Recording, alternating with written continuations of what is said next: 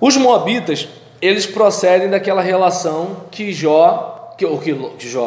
Ló tem com a sua filha mais velha, conforme está lá em Gênesis capítulo 19, versículo 37.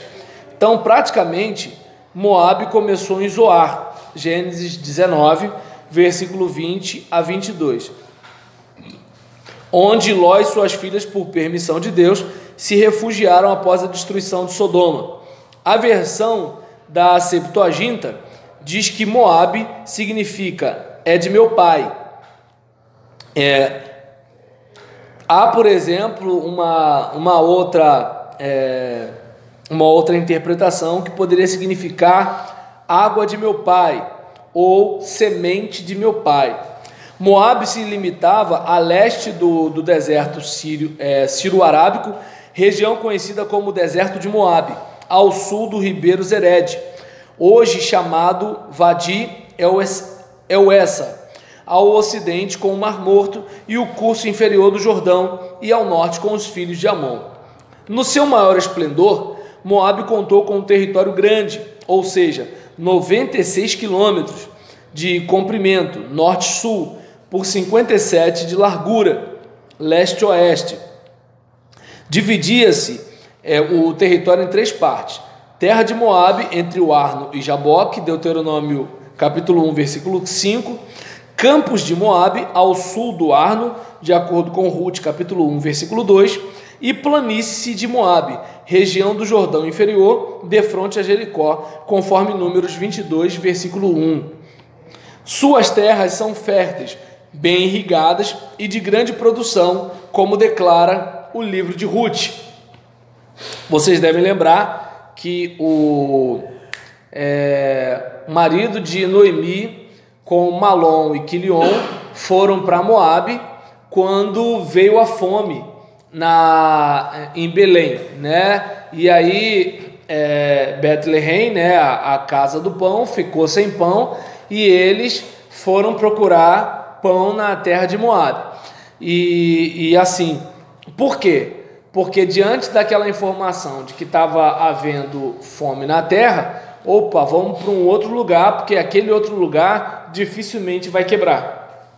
Mas as coisas não ficaram boas para o lado de lá, e Noemi teve que voltar. E aí, quando Ló chegou a estas paragens para habitar, encontrou um povo de gigantes chamado Emins, conhecidos também como Refaíns ou Enaquins, de acordo com Deuteronômio 21, versículos 10 e 11. Escavações arqueológicas nas terras de Moabe e Amon revelaram a presença de um grande povo nessa região, civilização que floresceu do século 23 ao século 20, interrompido por alguns séculos, voltando depois ao progresso. E aí grandes cidades construíram os moabitas. Eles construíram cidades como Mispa de Moabe, primeiro livro de Samuel, capítulo 22, versículo 3, Kir Moabe, Dibon, célebre por se ter encontrado em seu território a famosa pedra moabita, Bet-peor, Deuteronômio 34, versículo 6, em cujas proximidades Moisés foi sepultado, e outras como Esbom, Medeba, Kiriataim, Aroer, Jacer, Ramote Baal. A língua falada era parecida com a falada pelos filhos de Israel. A religião era de grosseira idolatria. Camus era o seu deus principal. Seu nome aparece na estrela de Balvã, de parceria com Astarote. Praticavam a prostituição sagrada. Junto ao Monte Nebo foram encontradas imagens dos deuses da fertilidade e outros objetos do seu culto. Nos montes Abarim existia um templo dedicado a Baal-peor. A estela de mesa é um canto a esse deus. O rei de Moabe foi derrotado por Israel e por isso ofereceu seu filho primogênito sobre os muros, em holocausto ao deus Camus. Segundo o livro dos Reis, capítulo 3, versículo 26 e 27. Em inscrições cuneiformes do segundo milênio, aparece a palavra Camus como nome de Nergal, o senhor do mundo subterrâneo. Camus, portanto, pertence aos arquivos gerais semitas. Moabe está muito relacionada com a Bíblia. Além do Gênesis, que narra sua origem, aparecem outros povos da palavra de Deus, como podemos comprovar. Moabe aparece num cântico de Moisés, junto com Seom, rei de Esbom, condenada pelo Senhor Deus. Números 21, versículo 21 a 30. Também aparece nas célebres predições de Balaão, Números 22, 23 e 24. Estando Israel em Sitim, as filhas dos moabitas convidaram os filhos de Jacó para os seus deuses, portanto para a prostituição. Número 25. Ou seja, no caso delas, era realmente um culto. No caso deles, era só saliência. Mas, saliência ou não, era uma saliência diante do Deus estranho. Então, para Deus não foi só saliência, foi idolatria.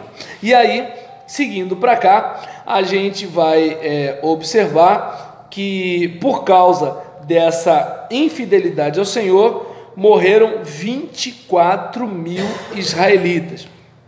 Números 25, versículo 8. Eglon, rei de Moabe, feriu a Israel, de acordo com Juízes, capítulo 3, versículos 12 a 31. Ruth era moabita e casou-se com Malom, capítulo 1, versículo 4, filho de Noemi, e depois com Boaz, de cujo matrimônio veio Obed, que gerou a Jessé, que gerou a Davi, de onde veio o Senhor Jesus, quanto à carne. Romanos, capítulo 1, versículo 3. Parando aqui, só para a gente observar algo para a gente pensar um pouquinho. A gente discute muito sobre a questão do casamento misto e a gente observa que assim, há situações em que o casamento misto ele não é visto de modo agressivo, como por exemplo aconteceu com Ruth, como aconteceu com Raabe. E a gente percebe que é uma situação em que, apesar de servirem a outros deuses, essas mulheres se voltam ao Deus de Israel. E é interessante que quando elas se voltam ao Deus de Israel, elas fazem parte da genealogia, inclusive, de Jesus. É um negócio para a gente pensar, né? Eu não sei quem é o autor dessa frase, mas eu gosto muito, de que todo santo tem um passado e todo pecador tem um futuro. E eu pego uma situação dessa, né, que, por exemplo, imagina, Ruth pertence a um povo que cultua deuses que exigem sacrifícios humanos, cultuam deuses que existem promiscuidade sexual em forma de adoração, e quando ela toma uma decisão, né, de seguir o Deus de Israel, vamos observar que essa aliança ela faz depois que o marido morre. Então eu pelo menos desconfio que quando o marido está vivo, está uma coisa meio que assim, meio barro, meio tijolo, porque você percebe que o autor sagrado destaca com um grifo, com um negrito, a palavra de aliança dela. Olha, o seu Deus vai ser o meu Deus. Então você vê que assim, lá atrás é um negócio meio que apagado. A família está passando dificuldade, vai para outro lugar, o camarada, para não ficar sozinho, vai, opa, essa aqui é a Moabita, sabe como é que é? Mais ou menos é o que tem para hoje, não, a gente vai em casa, né? Mas agora a gente percebe que quando chega naquele contexto, já é uma coisa mais firme, mais sólida, e ela chega até a assumir a própria tradição de Israel, com a questão, né, do resgatador e assim por diante e tal.